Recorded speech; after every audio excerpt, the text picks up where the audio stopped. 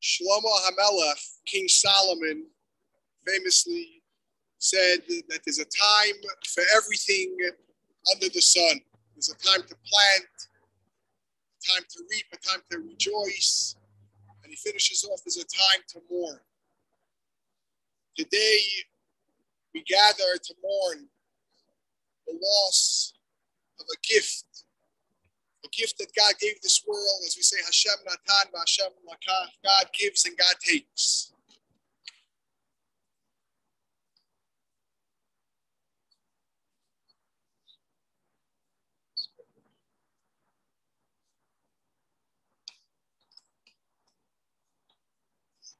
It's customary that we begin the service, the Jewish funeral, with the Kriya, which is the rendering of the garments of the immediate family. And the reason we do that is for two reasons. Number one, to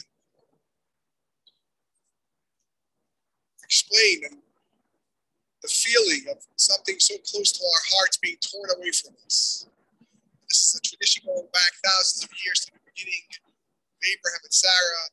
At a time of mourning, they ripped their garments close to the heart. The world will never be the same, especially for his dear family. Someone so close, someone so special, and someone so dear was torn away. But I'd also like to share what the Kabbalah, Jewish mysticism, says about why we rip and render our garments at this time, is to remind us that there are two parts of who we are. There's the soul and the body, the guf and the neshama.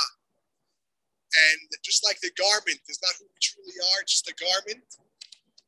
It's not ourselves. In truth, the Kabbalah says, the guf, the body, is a garment to the soul. And while the body was torn away from us, the soul, the neshama, the essence will always be with you. So I'm going to ask the family to please rise as we make the blessing of Dayan HaEmet.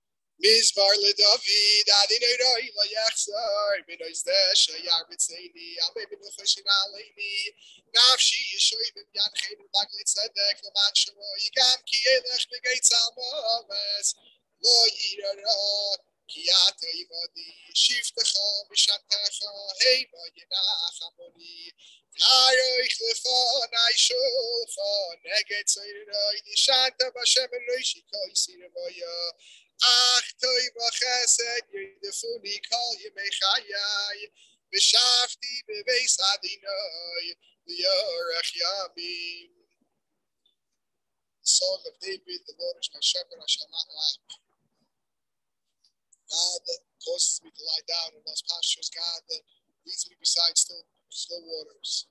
God restores my soul and guides me in the valley, the righteous path in the valley, even though I walk in the valley of the shadow of death, I fear no evil, for you are with me. Your soul, your scepter, they comfort me. Prepare a table before my enemies, my cup overflows me. And the goodness and kindness pursue me all the days of my life, and I shall dwell in the house of the Lord, the Orech Yamim, forever and ever. I want to call up a dear friend, Jack. Please come up and share some special words.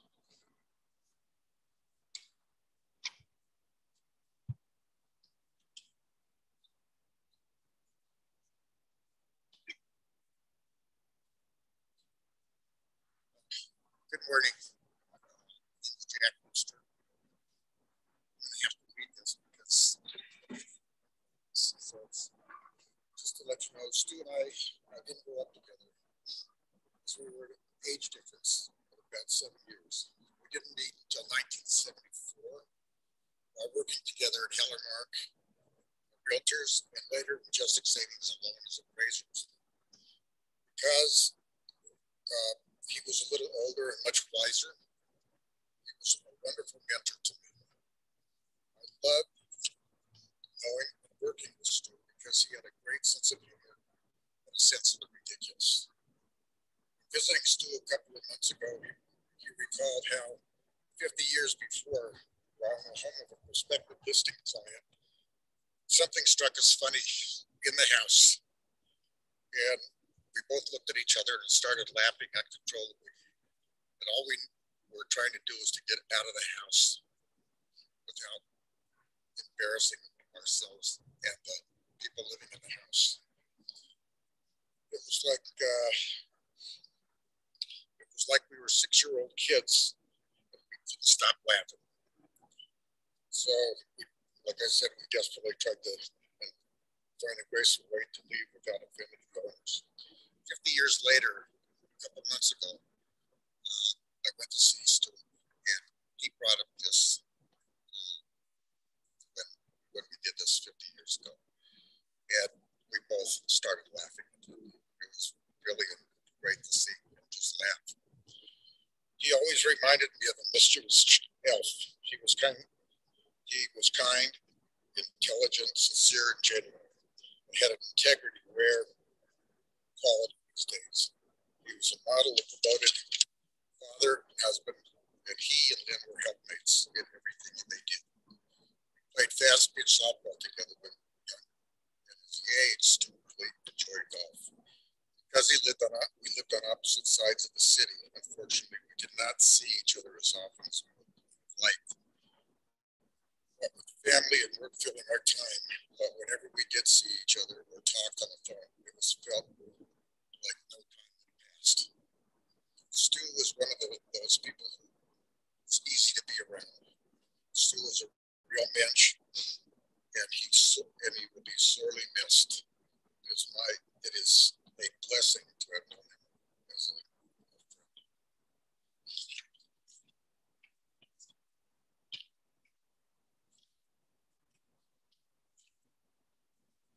Thank you, Jack.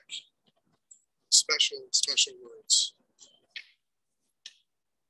I want to call up Stu's daughter, Pam. Please come up. Cheers.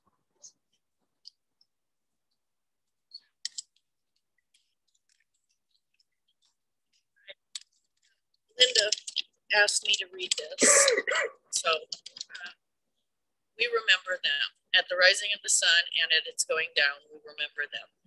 At the blowing of the wind and the chill of winter, we remember them. At the opening of the buds and in the rebirth of spring, we remember them. At the blueness of the skies and in the warmth of summer, we remember them. At the rustling of leaves and in the beauty of autumn, we remember them. At the beginning of the year and when it ends, we remember them. As long as we live, they too will live, for they are now a part of us as we remember them. When we are weary and in need of strength, we remember them. When we are lost and sick at heart, we remember them. When we have joy we crave to share, we remember them. When we have decisions that are difficult to make, we remember them. When we have achievements that are based on theirs, we remember them. As long as we live, they too will live, for they are now a part of us as we remember them. I just want to say, my dad was a good man. We moved away when I was 6, and he stayed in our world our entire lives. It's been an awful long time, but he stayed in our world. He never missed a birthday, never missed a wedding, a graduation, a reception, anything. And he and Linda have just been wonderful to us, and my brother and my sister and I, my nieces and nephews are all very appreciative. So miss him greatly.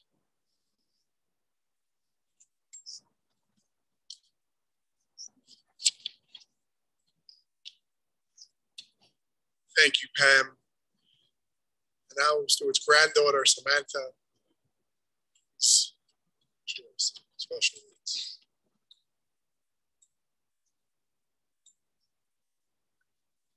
Hello. Thank you all for being here today to honor the life of my Grandpa Stu. For those who don't know, I am Samantha, Grandpa Stu's first and arguably the favorite granddaughter.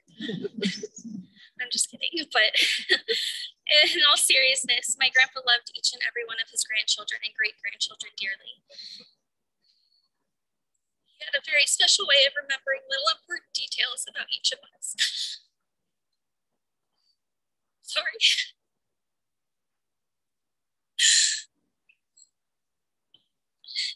He always tried to put a smile on our faces. Like the stories he told about the mischief he got into when he was younger.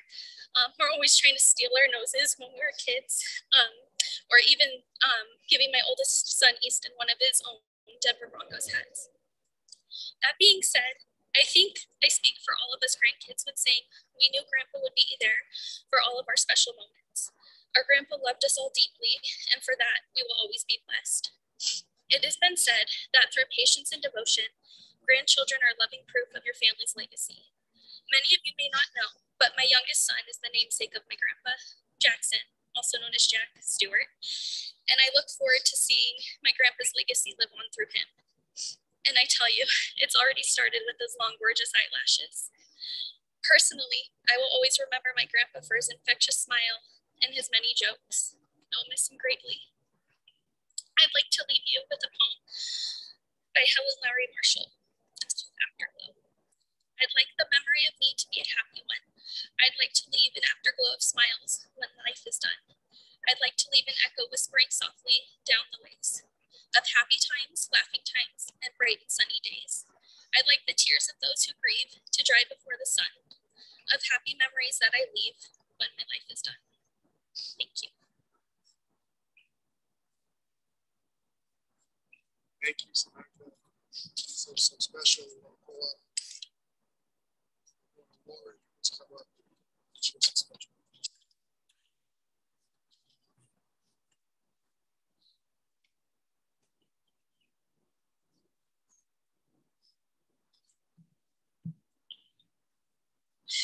Unfortunately, over the past year and a half, I've had to give two eulogies for two other close relatives. But this one is by far the easiest to write and the hardest to give. My dad was my absolute best friend in the whole world from as long as I can remember. I have endless stories about him and endless memories, which right now feels like both a blessing and a curse at the same time. Some of my earliest memories of my dad are things that have helped shape my life. My dad always took an interest and participated in me, and he included me in all his interests. He had me out on the driving range with him from the time I was 3 years old. I used to ride along in the cart with him and his golf buddies on Sundays, before his club allowed either women or children to play. And they used to let me sneak in playing holes 3 through 5 and 12 through 15 away from the clubhouse. This time with him developed my lifelong love of golf and was something we shared together with many rounds of golf and golf trips until just a few years ago when he could no longer play. My dad was with me when I got my first hole-in-one, and he was proud rather than frustrated when the tables turned and I played better than him. And he even was a good sport when one of the last times we played together, he lost his balance and fell into a lake filled with goose poop. My dad frequently took me with him to help him with appraisals. I would help carry his papers and help him measure the hole. While appraising was never a career I wanted to pursue, he was so proud of what he did and always gave 100% to his job. I remember him working late into the night when I was a kid. His love for his career and his work ethic are two things that he taught me and have served me well in my career. Another part of my dad's life he avidly shared with me was his friends. Most kids meet their parents' friends, but they are their parents' friends. I can honestly say that most of my dad's friends are my friends. My dad loved his friends and had a great group of guy friends from childhood that he was close to throughout his life. Being the baby of the family for my dad and younger than most of his friends' children, I spent a lot of time with his friends. I have traveled out of state to visit his friends without my dad. I've been biking, skiing, golfing, out to meals, and even on a horse-drawn carriage ride with some of his friends. My father's friends are important to him, and he taught me how to be a good friend. He would do anything to help his friends. He supported them through ups and downs and was always quick to have a joke. He made his friends a priority in his life, and many of his friends have turned into aunts, uncles, and friends for me who I treasure very much. The most important character trait that I learned from my dad is love of family. My dad never missed a day telling me and my mom he loved us. He frequently talked about how much he loved all his other family. He talked about his children, grandchildren, and grand dog the most. He loved talking about his relatives that are no longer with us. My father absolutely adored his grandparents and parents and aunts and uncles. I did get to meet my grandparents and aunts and uncles and was lucky enough to have holidays together. I never got to meet my great-grandparents, but I feel like I know them from all the stories he told. My bedtime stories as a little girl were about his family and the old days on the West Side. Stu was a little devil as a child and the adorable terror of Newton Street. I heard about shaking apples from an apple tree onto his booby's neighbor who was being mean. I heard about running his mom around and then slipping under a car and her running into the poles sticking out of the car, trying to avoid trouble. I heard about his father's bars and restaurants, picking up fresh veggies with his Zadie in the back of his pickup truck, and my dad eating all of them on the way back to the store. I heard about all the high-rolling trips to Las Vegas he took with his family. These stories are all printed on my heart forever, but more than that is just knowing how much my dad loved all of his family, and he taught me that family is the number one important thing, and to always forgive and love your family. As he got older and started to lose his memory, he constantly remained optimistic and had a good attitude. He wanted to be pushed and kept active. We took many trips, even as they became more challenging. He was even a good sport about being lost in a sandstorm in the Sahara Desert. Even in his final days when he was delusional after surgery, he never seemed to forget any of these lessons. He talked about his family and friends still. He prayed to God for world peace. He just shone through as the kind and loving person he was. I am lucky to have had 44 years with a dad that has been there for me as a dad, friend, golf buddy, travel buddy, and biggest cheerleader I could have ever asked for. I will miss your smiling face, quick with a joke, and most of all, hearing you tell me that you love me. I am heartbroken and to lose you, but lucky to have a million memories that will always be with me. I love you, Dad.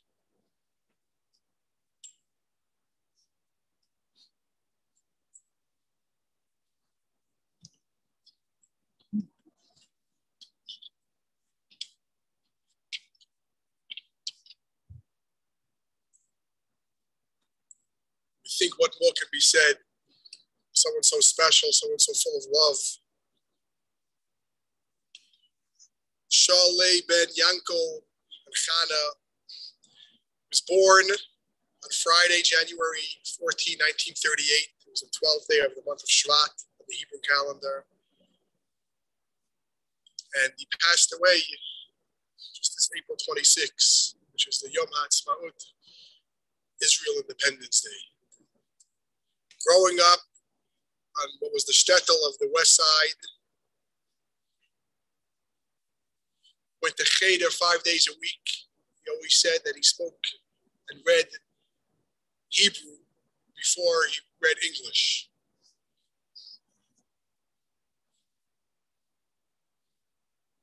It was the last bar mitzvah that took place at the old Alliance on the West Side. It was before this, so I guess the original Alliance.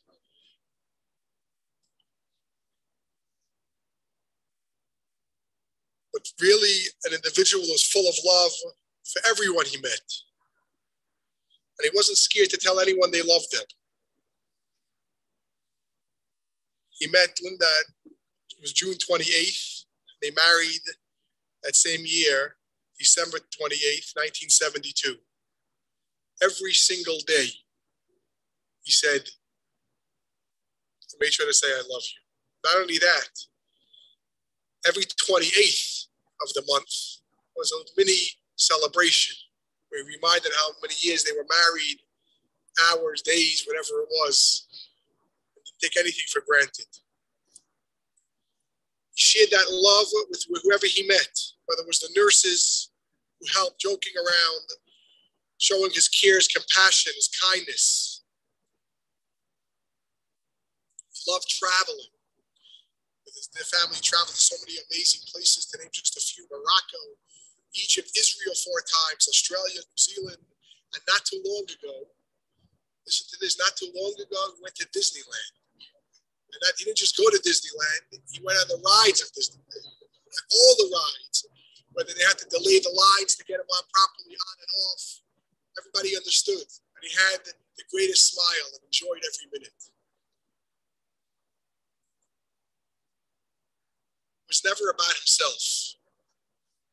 Always others, whether it was one, just yesterday when the grandchildren would tell me they was always nervous when we walked down the steps. Don't trip over the steps, to how they're doing. Every time they call to say, hello, how are you? Every aspect of his life, whoever it was, sharing that love. Hearing about this, seeing this. In Judaism, we say there's no coincidence. Everything is what we call divine providence. The Torah portion, this Shabbat, that's read in synagogues around the world, is the Torah portion of Kedoshim. Kedoshim means to be holy. And the first verse in the portion says, Kedoshim tiyu, God says you should be holy, ki kadosh ani, because I am holy. What does it mean to be holy? People think, holy, what does holy mean? So the Torah portion goes on and says, what does it mean to be holy? And one of the main mitzvahs of this week's Torah portion is V'ahavta l'reacha kamocha, sharing that love with others, that kindness, that caring. People think it's on a mountaintop meditating. That's not what holiness is in Judaism. Judaism, holiness is sharing love, being a mensch, being kind, making a difference, putting a smile on somebody else's face and telling somebody else how much you love them. And Stuart was unlimited love. This is the Torah portion we read today, or this Shabbat, which represents this week. What is the greatest level of holiness? Being full of love, being a mensch, being kind, making a difference in your own special way.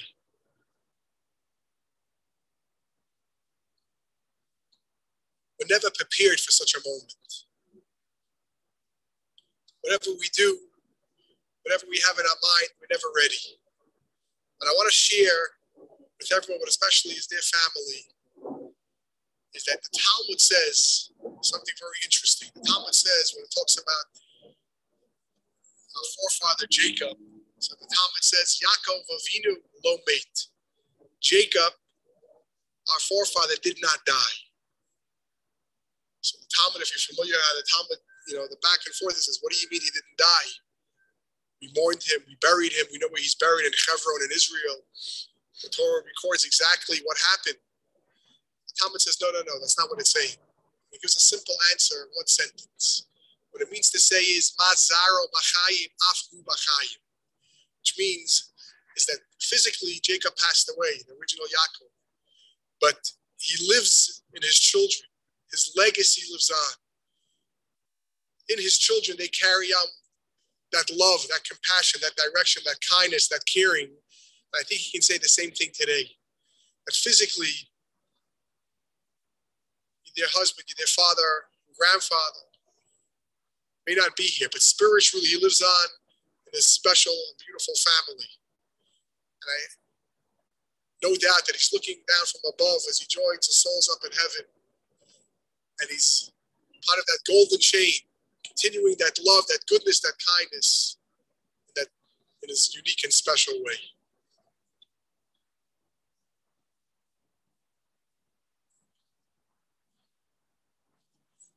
Shir Lamalo, he says, so in Ayala Hari, Mayayin Yama Yesri, Mayim Adino, Yosle Shamayi Barets, Al Yitain Lamoit Raklacha, Al Yanum Shobracha, Hine La Yanum, Bala Yishan Shomer, Israel Adre Shamracha, Retzel Chayad Minacha, Yem Hashem, Shlayakecha, Yerech Malayla, Yishmarcha, Mikola, Yishmar, Snapshacha, Adino Yishmar says Chavayecha, Mayata Viadolam.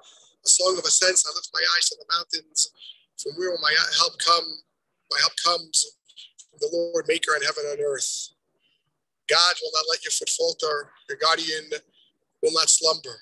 Behold, the guardian of Israel neither slumbers nor sleeps. The Lord is your guardian. The Lord is your protector by your right side. By day, the sun will not harm you, nor the moon by night. The Lord will guard you going from all evil. The Lord will guard you going and you're coming now and forever.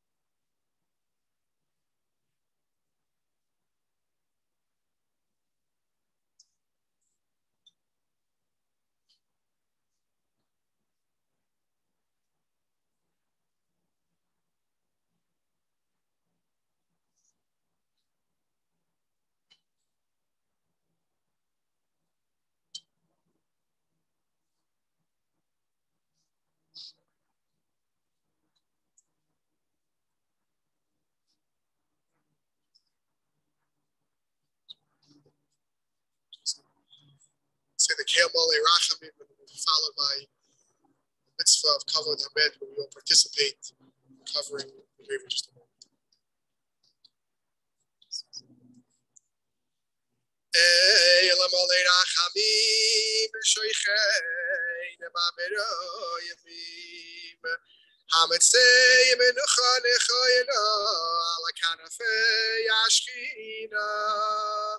B'malo is kedoshim v'toidim v'kizayar kiyam azirim es nishmas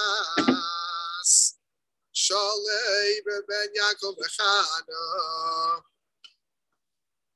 shahalach lo'olam oya ba'avur shanachnu mispalim anaskaras nishmasay v'ganei deim v'chasay l'chein balarachamim yastireyu b'seiser knafav Li'olamim, b'yitzroy, b'tzroy nachayim es nishmasoy, adinoihu nachalosoy, v'yanuach b'shalom al mishkavo, v'nomar amen. O God, full of compassion, who dwells on high, you grant proper repose to the sheltering wings of your presence, to the lofty levels of your holy and pure and shine, to the brightness of the Shekhinah, the presence unto the soul of Shal Leib. Who has gone to his world, through his memory we pray. May his repose be in paradise. May the massive compassion bring him under the wings, the cover of God's wings, and bind his soul in the bond of life. May the Lord be his heritage. May repose be a resting place, be in peace, and let us all say amen. I'm going to call the family and those who want to participate first in the covering the earth and the grave. I ask everyone, if you're able to please participate as well in the special mitzvah.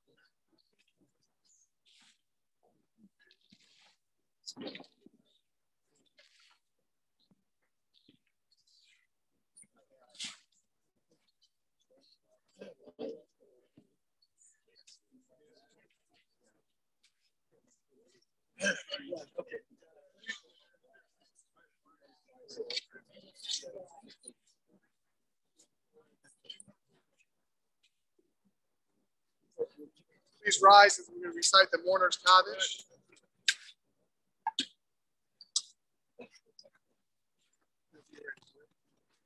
Gadawa, Gadash, Shalei, Shabbat. Shabbat, say, Yikonu v'Yikonu v'Chaye, Yikol Beis Yisrael, Ba'agala v'Yifan Kariv v'Yimru Amen. Yehi Shnei Rabba Mevarach, v'Yalav v'Yomei Amaya, Yisparei, Yishtabach, Yisparei, Yisramam, Yisnasei, v'Yisadar, v'Yisaleh, v'Yisalel, Shemei, v'Kudeshah, v'Ruchu.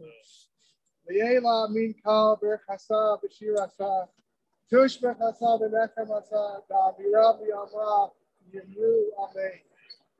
Hey Shlama Rabba min Shavaya, Chaim Tovim Aleinu, Akal Yisrael v'Yimru Amen.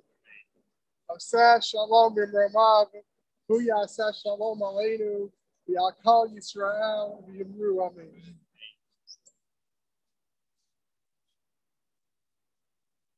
Ladies and gentlemen, if I can invite those in attendance to please come this way and make two lines facing one another so there's a pathway for the family to come right through.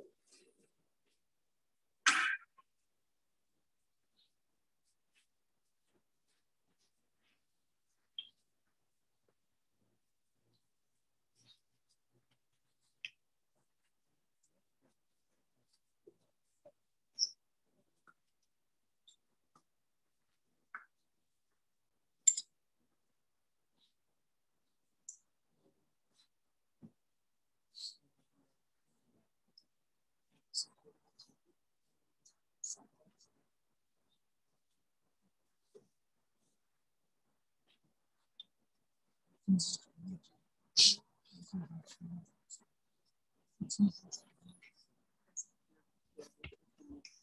the mourners walk through and say together, I'm up on the knocking next to may the sea of Christian life. May God comfort you amongst the mourners of Zion and Jerusalem. There's some blessings, all the good things here on earth and everywhere. You and your family and all those things. Thank you. This concludes the service. Thank you all for coming, and we meet the symptoms and happy occasion.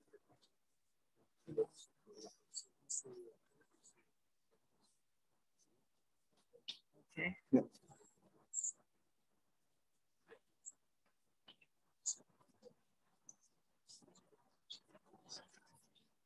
But he did introduce him.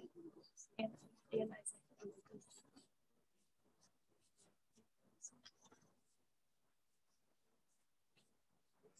He did.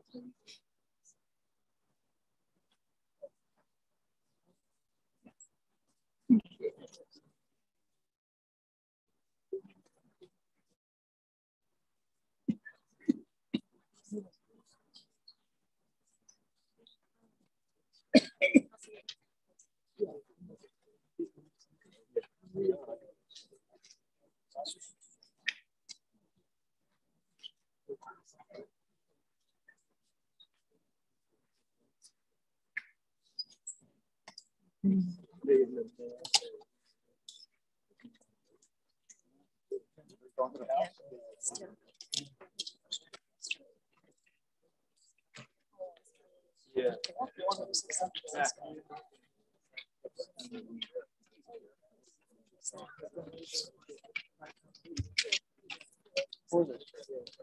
Oh, Florida. Oh, yeah. Okay. Oh, all right. You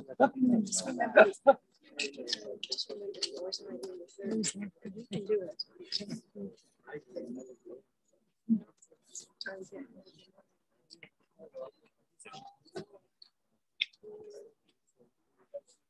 Yeah.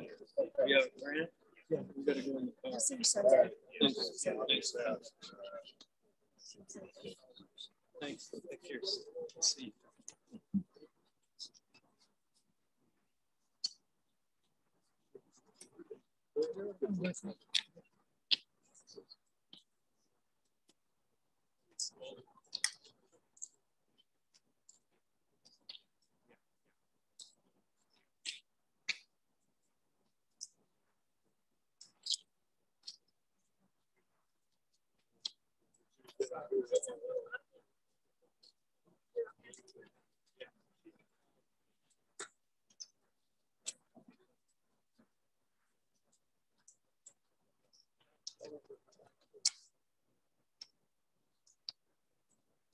You have a ride home?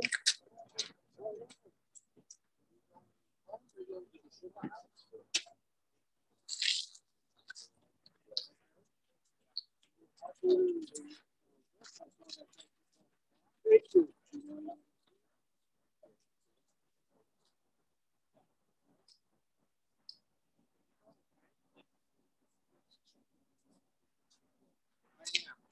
But I'm in the first, and I've got something with me.